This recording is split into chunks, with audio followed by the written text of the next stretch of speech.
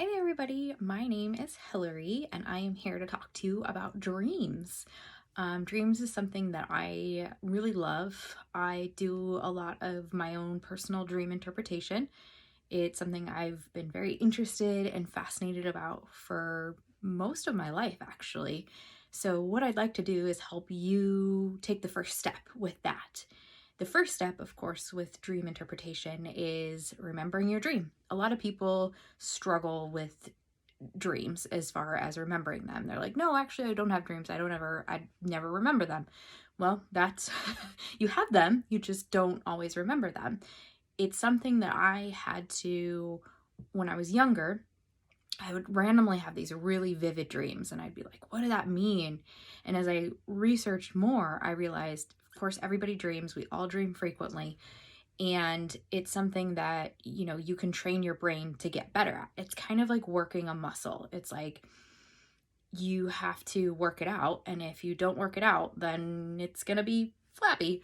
So, what I'm going to help you do is just talk about the process that I use have used. I still use it, especially in times because I believe that we can receive messages through our dreams. And if you can remember them and you can start recognizing the symbology of certain things or people in your dreams, you can interpret those messages. So the first step, like I said, is to train your brain.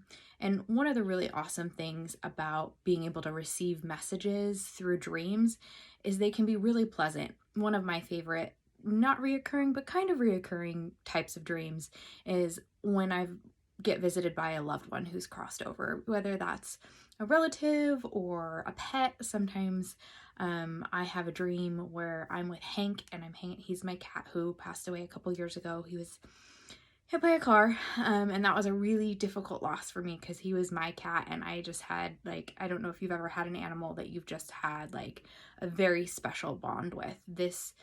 Hank was a very special cat to me. We were bonded in a way I've never been bonded with a pet that I've had. And so losing him was really difficult. And occasionally I'll have a dream with him. And what's great is I have developed my ability to dream and interact with dreams that I can kind of control what happens in the dream, and I can even recognize that it's a dream, and it makes that experience of like I'm in this dream and I'm in this place and it's happy, and then my cat Hank shows up and I'm like, I can tell myself in my brain that like that's not real, but the experience is. So being able to be with him and like have that is just, it's really cool. It's a really cool, but it's a little advanced. We're not quite there yet. So one of the first steps for me that was very helpful in being able to remember dreams was I had a meditation. I had three phrases that I would repeat to myself as I'm trying to fall asleep.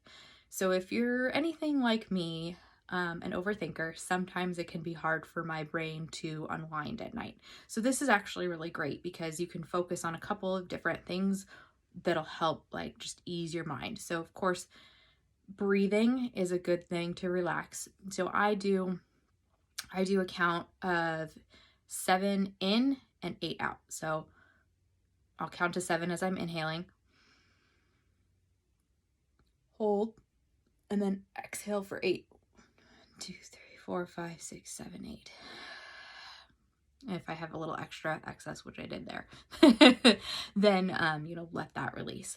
So what I'll do, the 3 phrases that were helpful for me, and you can tweak them however it helps you, is I always remember my dreams, and then I'll do the breathing.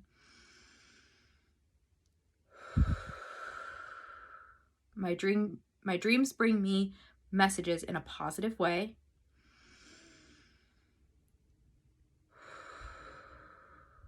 I am thankful for my dreams.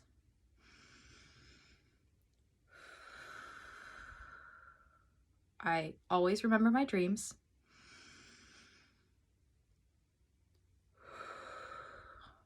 My dreams bring me positive messages.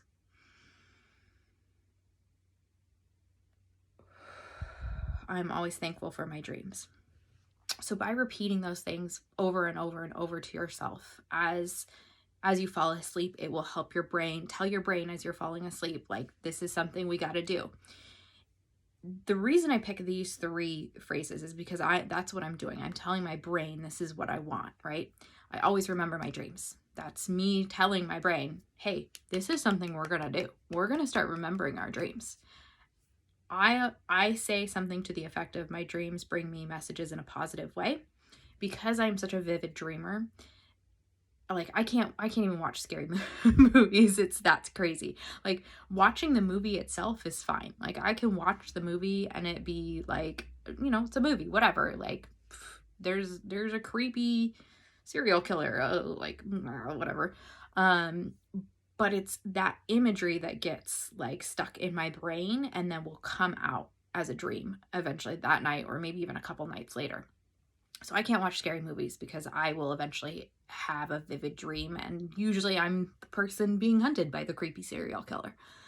So I like to say something to the effect of, my dreams always bring me a positive message, or my dreams give me positive messages. Because what you want when you get to that point where you start remembering your dreams and you start noticing what the messages are, you want them to be brought to you in a positive manner. So if I'm in a situation where maybe I want advice on a decision, I want that to be, maybe I won't like the advice that I'm being given, but there's still a delicate way, and potentially, whatever my spirit guides want, however they want me to receive that message, maybe they'll send me somebody who's positive. Maybe they'll send me somebody who I find comfort in. So maybe they'll have my husband deliver the message, or my mom, or my sisters, or my best friend.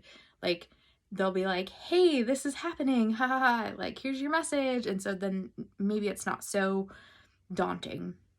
So I like to state that intention, that I want the messages to be given to me in a positive way. Like, even if it's a message I don't want to hear, there's still a way to present that information in a way that I can receive it in a positive way. Because I don't want to have a scary dream and then be like, oh, what was that about?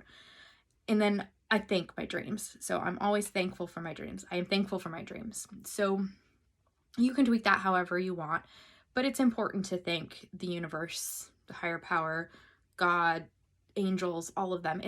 You want to thank them for giving you a message that you maybe need to receive, or just an experience. Like I said, like, when I have dreams about loved ones that have crossed over, like, I'm so thankful for that time, because like I said, I have gotten to a place within my dreams where I can enjoy the experience and realize, I know this isn't real, but the experience is real.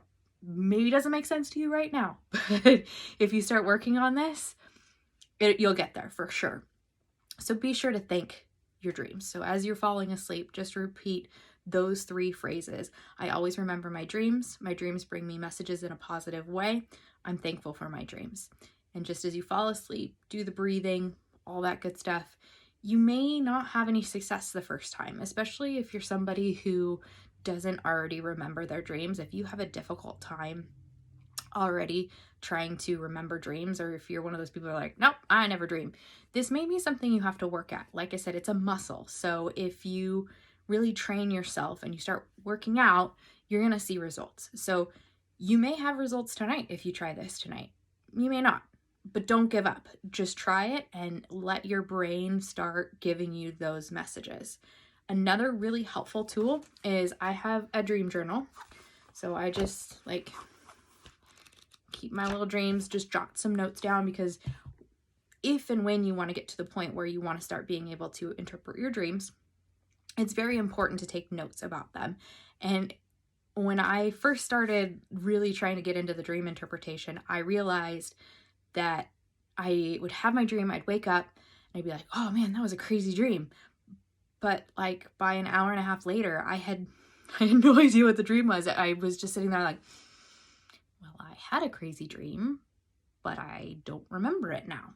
So it's really important. Just keep a journal. I got this at Mind Body Soul. It's great. It doesn't have to be anything fancy. I just date it, and then I just talk about the key points. The key points, meaning like who you were involved with. Did you see a friend? Did you see a relative? Was there a stranger that you don't recognize, but they were nice looking or they were not so nice looking? Where were you? So it's not always necessarily important to remember every specific detail of a dream. But like I said, this is just meant as a quick little like drop down. Like, I was with Hank and we were in a field and it was just us and it was sunny out. Like, that would be a good example of a dream where you pinpoint the elements, because then what you want to do as you keep your journal, you can start figuring out what the symbols all are. So that's my advice. If you have any questions, drop them down below. I'm happy to help answer questions as they pop up. It's a really fun, exciting topic that I really love. And so I'm excited to hear about what everybody's experiencing with their dreams and how successful it's been.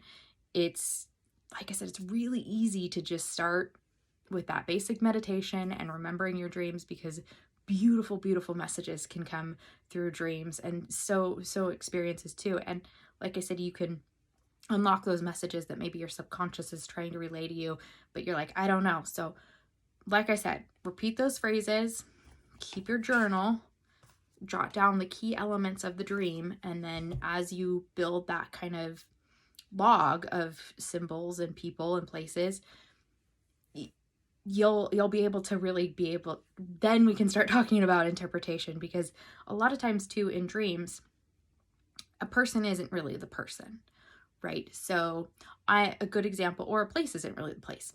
So if I have a dream where I'm at my parents' house, that to me, my parents have lived in the same house my entire life. Like, when I dream that I'm at their house, it's not necessarily signifying being at their house. It's a place of security, right? It's a foundational element. So whatever the events are in that dream has to do with a foundational element of myself. So if I am there and let's say I see a spider, I don't know, it's not really necessarily like, oh, my parents have spiders in their house. It's learning, what in my foundation and going into the whole spider thing.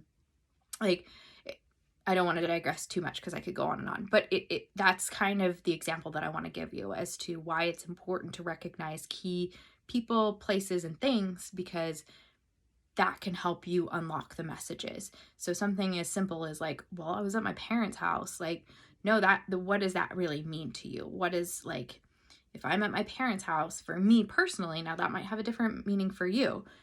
For me, when I'm interpreting that dream, that's like, okay, this is a foundational, like, what am I building off of?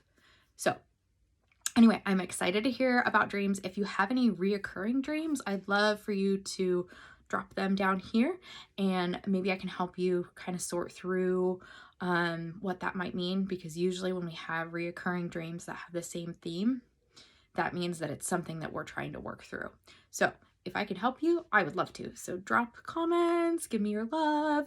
I hope everything is going great for everybody out there and you're not all getting cabin fever like me. Just want to remind you, you're loved, you're awesome, and you deserve to be happy. Have a wonderful day.